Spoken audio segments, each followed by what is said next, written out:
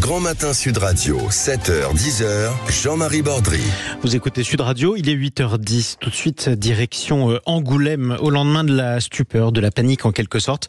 Je le rappelle, hier, un homme s'est introduit dans la mairie de la ville pour tenter d'y mettre le feu au moyen d'un bidon d'essence. Il a été neutralisé par la police municipale qui a dû faire usage de ses armes à feu. On en parle avec notre invité Xavier Bonnefond. Bonjour.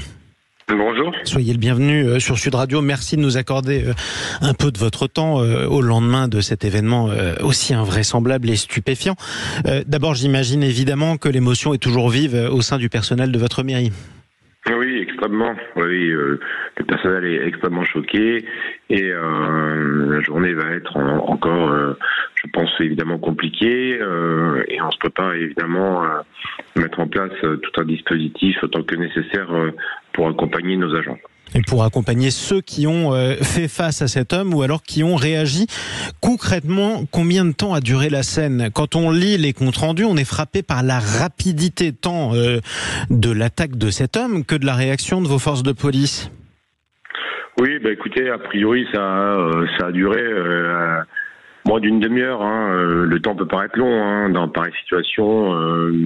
Les choses étaient encore confuses dans le récit des uns et des autres hier soir, mais ce qu'on sait, c'est que ça a été extrêmement rapide, quoi. Et extrêmement choquant. Alors cet homme est entré dans la mairie muni d'un bidon d'essence. Il a commencé à le déverser un petit peu partout, du liquide manifestement inflammable. Il s'est dirigé vers le bureau des élus. Qu'est-ce qu'il a dit pendant ces actes ?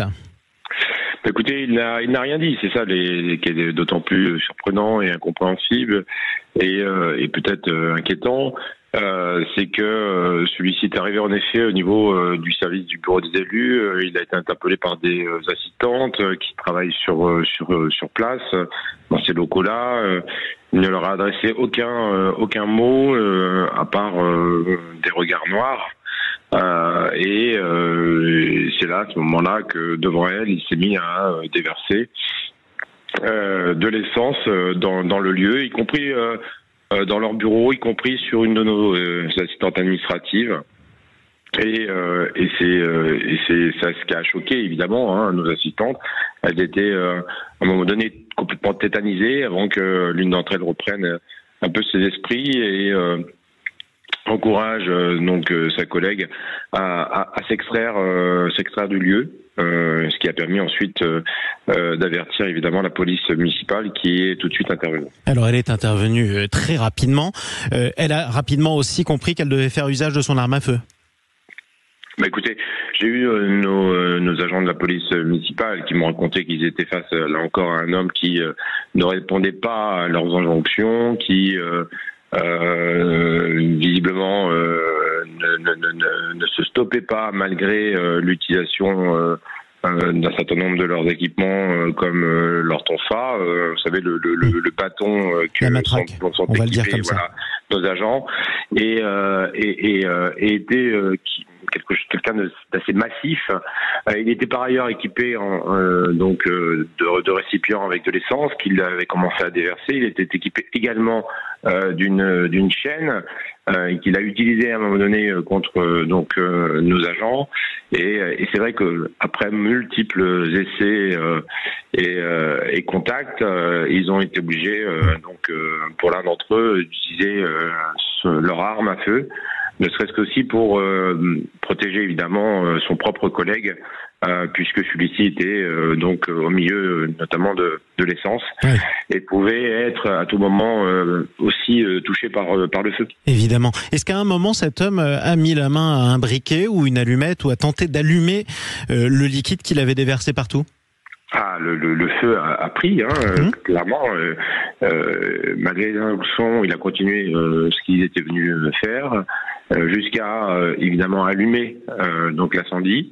L'incendie a clairement pris dans les murs de l'hôtel de ville, puisque c'est au moins 4 bureaux qui sont totalement calciné, on va le dire comme ça. Et c'est donc miraculeux qu'aucune des personnes, tant l'assistante dont vous parliez que l'un des policiers, si j'ai bien compté et écouté votre récit, c'est miraculeux qu'aucune de ces deux personnes au moins n'ait été prise par les flammes à leur tour. Oui, je crois qu'on est passé à côté du pire. Ça aurait pu être évidemment dramatique. Ouais. Et malgré que, bien qu'elle soit extrêmement choquée, après nos agents sont extrêmement choqués, mais ça aurait pu être beaucoup plus grave. Et surtout, ce qui est aussi inquiétant et ce qui est choquant pour elle, c'est d'avoir fait face à quelqu'un avec multiples regards noirs, n'adressant et ne répondant pas à leurs injonctions et apparaissant comme quelqu'un à la fois de déterminé mais de très dangereux. Oui, c'est ça. En tout cas, c'est un acte particulièrement dangereux et horrible qui aurait pu être perpétré s'il était allé au bout.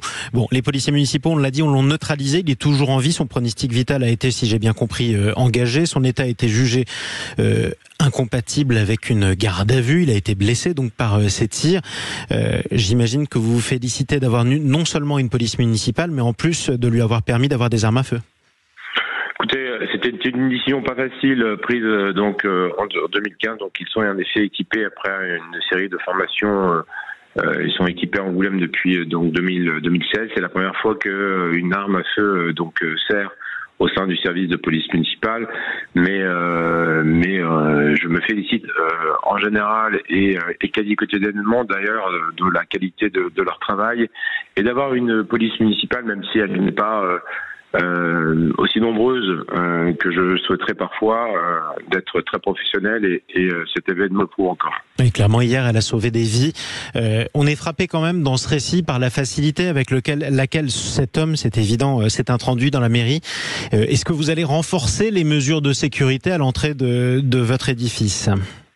Écoutez, c'était quelque chose qui, évidemment, me traversait l'esprit à différentes reprises, eu égard à tout ce qui se passe parfois dans le pays depuis maintenant quelques années.